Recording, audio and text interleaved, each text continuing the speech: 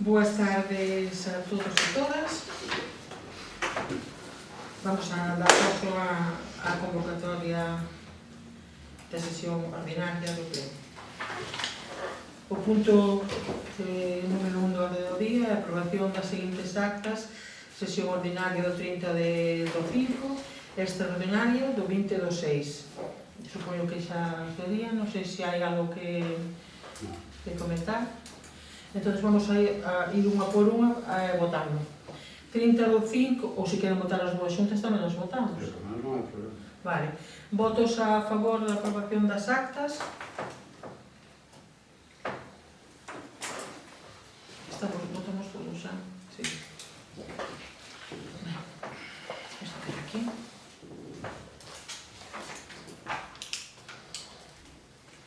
O segundo punto da orde do día, a aprobación da conta xeral do exercicio 24. Teñen a documentación, eu xa non imprimín toda a conta xeral porque era un montón. Dictaminaron e vou a ler os acordos simplemente.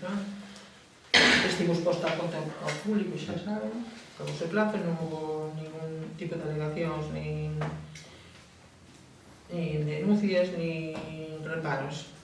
O acordo é, primeiro, aprobar a conta xeral do exercicio 24. Segundo, render a conta xeral así aprobada e toda a documentación que a integra a fiscalización do Tribunal de Contas e Consello de Contas, tal e como se establece no artigo 212.5 do texto refundido da Lei Reguladora das Facendas Locais, aprobado por Real Decreto Legislativo de 2/2004 de 5 de marzo. Esos son os acordos. Algún comentario? Non. Votos a favor da aprobación? Abstencións?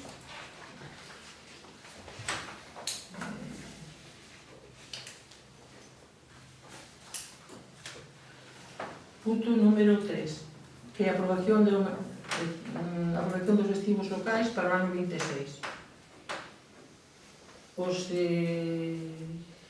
Na comisión está dictaminado, que se dixo ali, e o que vamos aquí a someter a acordo é o seguinte. Primeiro, establecer como días festivos locais para o 26 os seguintes: o luns, día 10 de agosto, que é San Lourenzo, que coincide en luns este vindeiro ano, e o venres, día 2 de outubro, de San Roquiño.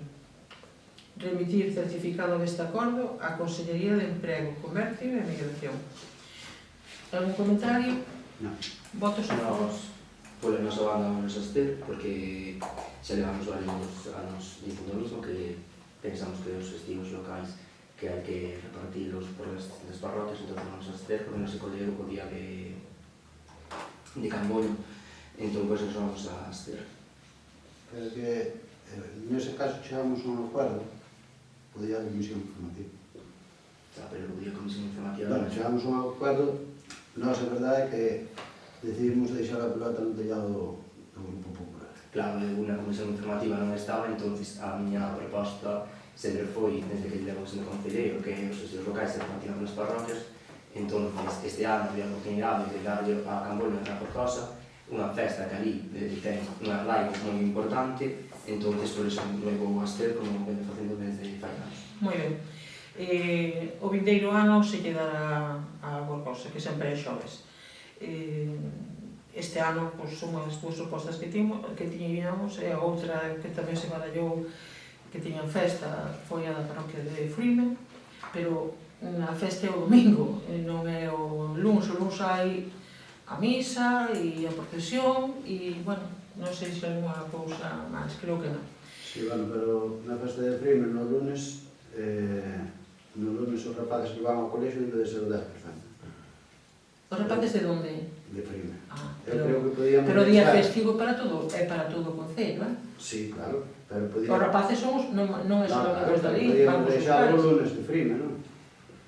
Eu todo isto antes explorei tamén, e consultei, falei con moita xente, e todos me din que o lunes non ten sentido.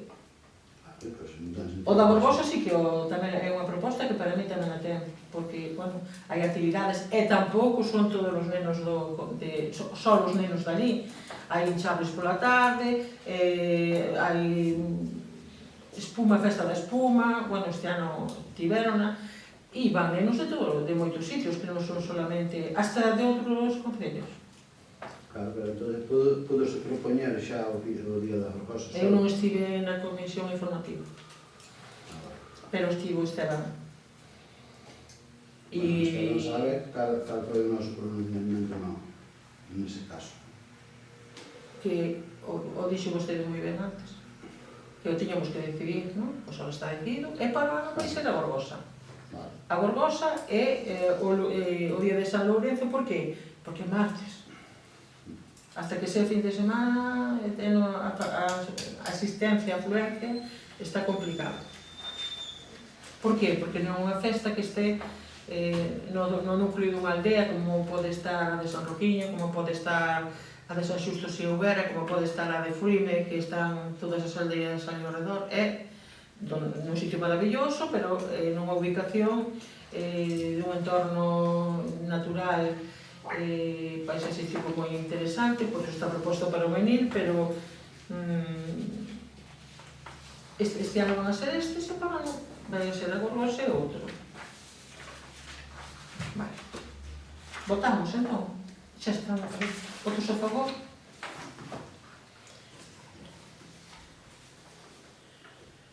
Abstención.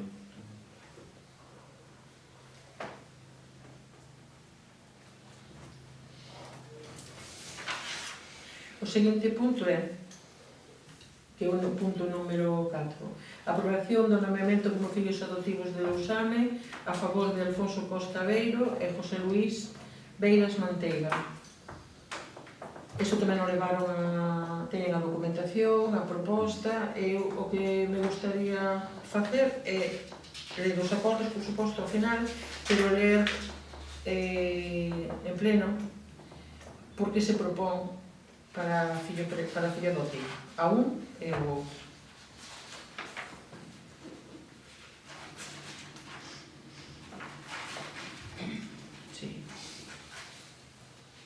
A Corporación do Concello de Lousame propón o outorgante aos nosos veciños Alfonso Costa Beiro e José Luís Beiras Manteiga o título de fillo adoptivo deste concello como recoñecemento ás súas longas trayectorias artísticas, ambas avaladas polos premios acadados e a crítica.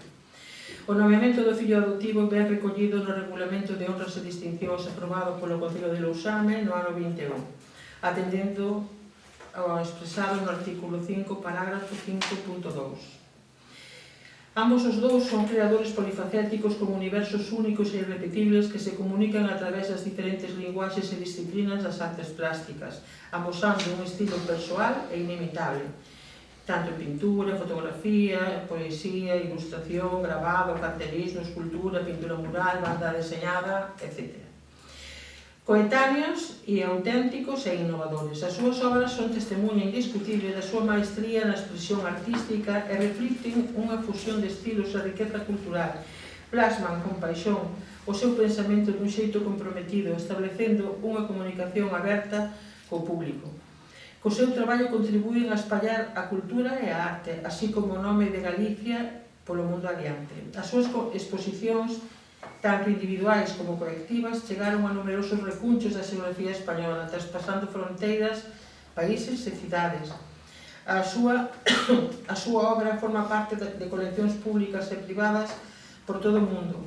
Canadá, Francia, Alemania, Túnez, Holanda, Estados Unidos, Polonia, Uruguai, Argentina, Suíza, etc. Alfonso, originario da villa de Noia, e José Luís, nado en Compostela, residen en Cambuño dende fai máis de 20 anos. Veciños ilustres que coa súa implicación coa parroquia de Cambuño e cos seus veciños aportan singularidade e deixan constantes mostras da súa generosidade e implicación cos proxectos culturais en Lousame e na comarca. O Barbanza é, a día de hoxe, un fervedor cultural que vive posiblemente o momento máis dinámico da súa historia. Sen dúbida, Alfonso e José Luís son artífices desta situación e tamén son dous dos exponentes máis significativos do panorama cultural actual. O seu inconformismo, e esa curiosidade infinita que lles leva a explorar novas formas expresivas nas que dar collida á súa creación son un exemplo e un legado para todos os novos artistas. O Concello de Lousame, sabedor da súa trayectoria, quere poñer en valor a súa obra e agradecer a Semade o seu traballo a prol da cultura e o arte. Alfonso Costa Barreiro vive a súa infancia e adolescencia en Noia. Aos 17 anos, trasladas a Barcelona. No ano 1967 realiza a súa primeira exposición. Pronto descubre o seu talento un crítico de prestixio, Cesario Rodríguez Aguilera, outro galego transterrado a Cataluña, que exerce como crítico de arte. Dicía de Alfonso que posee un debuxo máxico e unha paleta evanescente dunha elegancia natural realmente única. En Barcelona, Alfonso traballa dun modo incansable.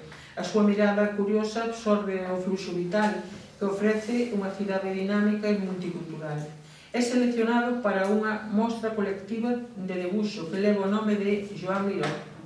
En 1972 concédenlle unha beca de Fundación Marx para coñecer a obra de Giotto en Florencia, feito que terá unha influencia decisiva no seu futuro estético. Realiza cartéis, participa en mostras colectivas internacionais, fai series de grabados que incrementan o seu prestixio e forman parte de mostras e exposicións que percorren a Habana, Lisboa, etc. En 1984 remata un dos seus grandes proxectos, unha pintura de 2000 metros cadrados que lle leva 3 anos no Instituto Cenopático de Barcelona. Ilustra series de artigos en prensa, asinados polo seu amigo Xavier Costa Clavel, e os poemas de Rodríguez Aguilera.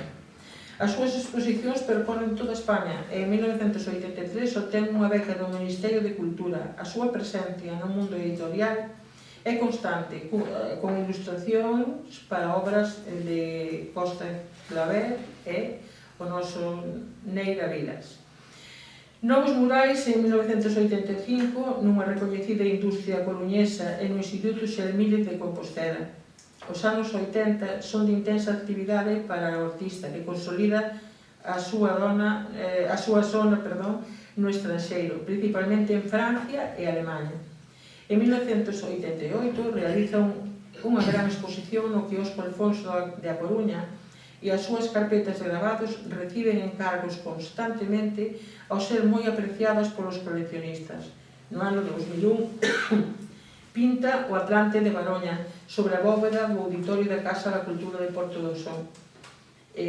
A súa obra figura nos museos provinciais de Lugo, Pontevedra, Coruña, Burgos, Arte Moderno de Barcelona, Palma de Mallorca, Hospitalet, Barcelona, Arte Moderno de Madrid, Zabaleta de Quesada, Jaén, Girona, Ostende, Vigo, Sada e na Fundación March. Tamén está representado en diversas institucións como o Instituto Padre Sarmiento, Universidade de Compostela, Xunta de Galicia, Concello da Coruña, Generalitat de Barcelona, Diputacións Provinciais de Santander, Girona, Guadalajara e no Congreso dos Diputados. A pintura de Costa Beiro é dun expresionismo lírico. As súas figuras danzan e teñen unha imparable dinámica, un prodixioso e rímico debuxo que deixa translucir emocións e insólitos mundos interiores. Aínda que as dosis de abstracción sexan considerables, sabe aproveitar os recursos do cubismo e do surrealismo en composicións medidas. Unha enorme ledicia, un ámbito lúdico preside estas pinturas nas que está o mito, o onirismo, o sea, o mundo dos soños, a evocación e a ideación en perspectivas infinitas. Ao seu modo, Alfonso, como bo galego, é un barroco apaixonado e, en definitiva, un gran creador. Falta aquí unha obra que está moi preto de nós, que é toda a cúpula da casa de Noia, do Coliseo Noela.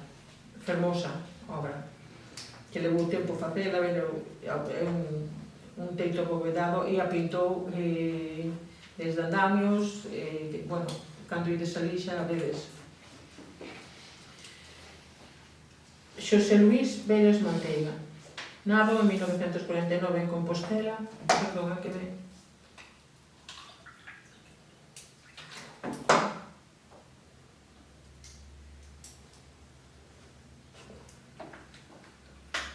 O artista vivirá en Noia dende 1955 e marcha a Francia no ano 1974 ata o seu regreso a Galicia no 2001, instalándose en Camboño, parroquia de Lousame. Beiras Manteiga é un artista universal que desenvolveu a súa andaina vital e pictórica entre dous mundos, Galicia e Francia, que expuxo en Rennes, Nantes, Saint-Pierre, Lacour, Château-Gontier, Laval, Ernée, Saint-Barthélemy d'Anjou, Abrilet, Habsbourg, Loiron, París, Segovia, Metman, Compostela, Madrid, Caen, Le Mans, Sopol, Nisia, Guldreme, bueno, e moitos máis, porque faltan aquí, pero eran tantos que en un momento cortamos e se pon que hai máis, está a vosa disposición a documentación. Membro fundador do colectivo Art Vif, xunto con outros artistas como Jean Chevalier, Yves Guriudet e Michel Maurice, que máis tarde amplíase e dá lugar a AA53, grupo que segue a formar parte e no que participou con máis de 60 exposicións colectivas a nivel internacional. As súas ilustracións acompañarán as obras de moitos autores galegos, Manuel Fagueiro, Xosé Grelo Hermo, Avilés de Tramancos, Pilar San Pedro, Maxio Lariaga, máis que nos quedan no tinteiro, dentro da súa faceta como ilustrador. Podemos reseñar algúns títulos moi recoñecidos, como Galicia en cómic, Noia por todos son... Noia, Porto de Compostela, Folgar de Brigantia, A morte de It, English for Infants, o sea, inglés para nenos, Español, Sistema Básico, Os Ouros de Noia, Os Días con Lara, Fuxidos, etc. E tamén para revistas como Lolibus, Casa da Gramática e Alameda do Liceo de Noia. Pintor, traductor, xornalista, ilustrador, poeta, presentador de televisión e radio, muralista, de Lousame a París, da pintura á litografía, da ilustración á poesía, da figuración á abstracción. Os mundos e as artes de Beiras son complementarios ao longo da súa trayectoria artística. Falamos dun artista que ten unha marcada proxección europea, con múltiples actividades de artista e creador, óleo e acrílico, augadas e tintas, cerámica, gravado, mural e banda deseñada, debuxo e caricatura, e tamén poeta, xa que no ano 2010 editará o poemario Fisterras. Premio de distincións con, entre outros, destacamos, hai moitas máis, pero destacamos estas. Concurso de carteles, Noia 1984, Grand Prix Salón de Château-Gontier en Francia, finalista concurso de Decoration Guerre, Laval en Francia, finalista concurso Affiche, perdonad por o francés, pour Santa Suzanne. Grand Prix de la Ville Salon d'Ernée, Francia, Prix en 1987, Prix de Lyon Club Salon de Vitré en Francia, 1988, Prix de Lyon Club Salon de Sablé sur Sarthe, Francia, 1988, e Premio Barbantia á trayectoria cultural no Barbanza, 2023. Ben, saber que teñen gran implicación e cariño dos veciños e aparte son os figuras que viven no noso concello faianos e que debemos resaltar.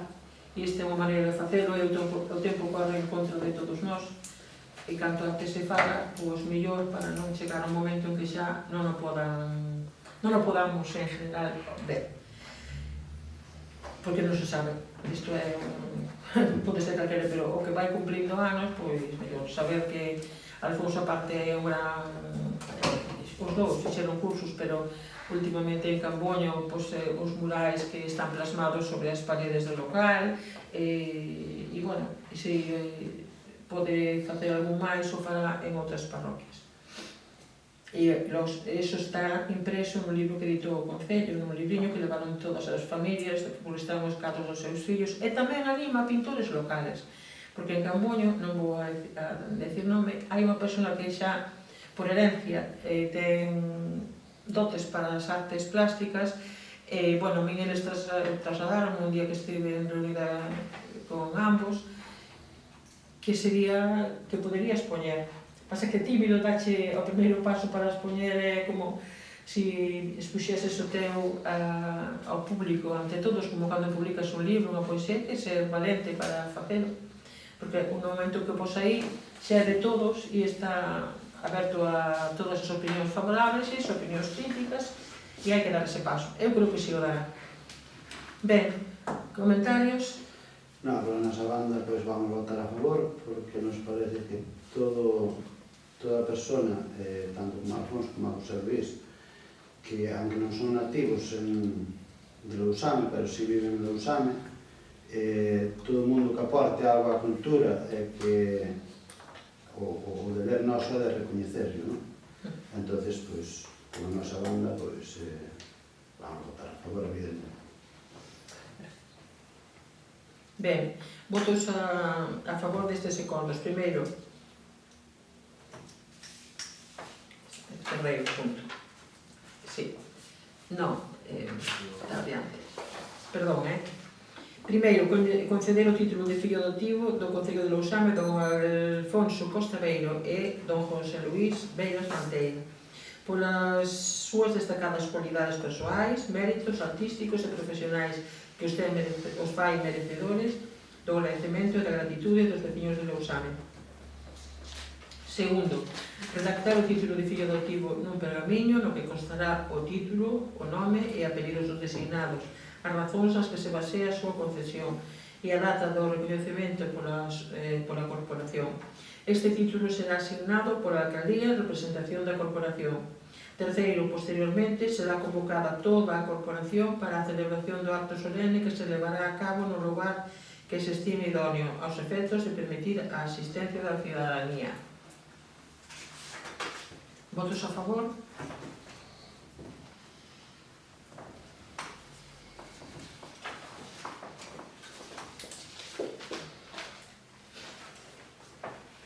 O punto número 5 é a aprobación do REC 6/2025. Saben cal é o REC, é unha factura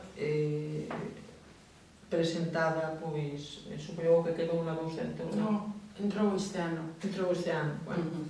Ben, é unha actividade protocolaria e o importe económico son 172,97.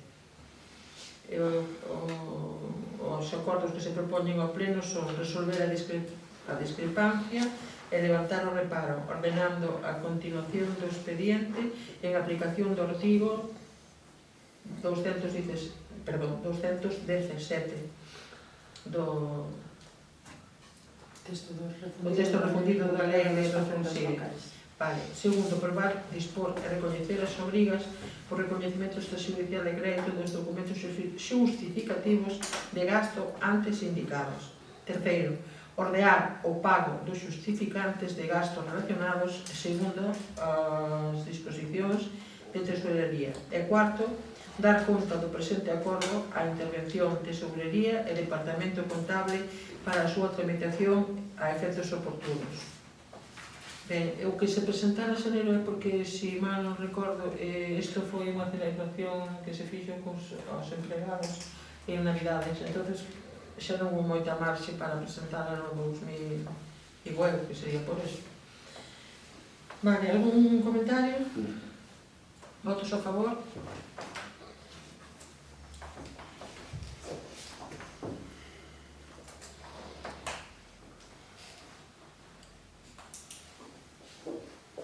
O punto número 6, aprobación inicial da modificación número 2 da RPT. Vale, supoño que xa leerían a que posto se refire porque había unha dedicación que figuraba como ocasional e tiña que poñer parcial. pois o mellor a persoa que ocupa a praza podía pensar que era total, pero non, o de total solamente é para grupos de emergencias e se houvese aquí personal propio como de protección civil. E os outros, pois, tanto técnicos do PAI como a sericultora, aclaras as funcións da sericultura dentro de día, pero non para aclararlos a eles que teñen claro, sino para que conste, e non sea que sea o que este aquí, xa este recollido nas funcións da RPT e lle poda exixir facer. Pideuse o informe de todas estas cousas a unha empresa consultora e, bueno, se fixo antes un expediente electrónico e foi adxudicatario todo o consulti. Xa vistedes cales son todos os postos e as razóns son esas. E os acordos que temos que tomar son, primeiro, aprobar inicialmente a modificación número 2 da relación de postos de traballo do Concello de Lousame que consta no documento técnico incorporado ao expediente administrativo con registro de entrada e, bueno, non vou ler o nome do registro, pero do 10/2 de 2025 e con registro de entrada de 1/7 de 2025. Segundo, aprobar inicialmente a seguinte regla para a implantación efectiva dos efectos económicos derivados da modificación número 2 da RPT. Comenzaría a aplicarse a partir da súa entrada en vigor e con efectos retroactivos a 1/1 do 25, xa que o posto de traballo afectado está sendo desempeñado de xeito efectivo cunha disponibilidade parcial. Terceiro, o expediente será sometido á información pública por un prazo non inferior a 20 días hábiles, mediante anuncio insertado no boletín, inserido no boletín oficial da provincia, e sede electrónica municipal, para que calquera interesado poda presentar as alegacións, reclamacións ou suxerencias que estime oportunas. Cuarto, se finalizado o período de información pública non se presentasen reclamacións, suxestións ou alegacións, a aprobación inicial quedaría elevada a definitiva. No caso contrario, a relación de postos de traballo deberá ser obxecto de aprobación definitiva, previa resolucións das reclamacións, suxestións ou alegacións presentadas. Quinto, unha vez aprobada definitivamente, remitirase unha copia aos órganos competentes da Administración Xeral do Estado, a Comunidade Autónoma, dentro dun prazo de 30 días. Do mesmo xeito, será publicada integramente no boletín oficial da provincia. Votos... Hai algún comentario? Sí. Dime. Vamos a ver. Dígame. Eu estuve 8 anos como enlace sindical, e casi 8 nun comité de empresa. Estuve en varias mesas de negociación e eu en ningún caso vi unha mesa de negociación sin representación dos traballadores por parte dos sindicatos, por parte dos enlaces sindicais, neste caso, porque non hai comité, ou ben dos mesmos traballadores. Vale. Perdón. Entón, nós, a día de hoxe, non sabemos os traballadores están ou non de acordo con esta reforma. A parte deso, nós, porque a mí xa había algo que non me convencía vendo a ata da mesa de negociación. Vendo? A ata da mesa de negociación. Eu isto consultei con xente do partido vinculado a algún sindicato e o que se me di é que despois destas modificacións o complemento específico é moi baixo. Esa é a súa opinión. Claro. Entón, baixo esta opinión, pois nós non podemos votar a favor. A ver, nós... Se houbera algún documento ou algo que a nós se nos fixera chegar que os 4 postos de traballo estaban de acordo con este RPT, non teríamos ningún... A ver, a RPT xa foi votada no seu momento, Sí, pero E houve no, no. delegacións, e non sei, esta é unha modificación, Claro. e que se fai é para beneficiar, como pode comprender, porque Pero se había algún realmente- erro, e encima son erros que benefician as persoas que os fan,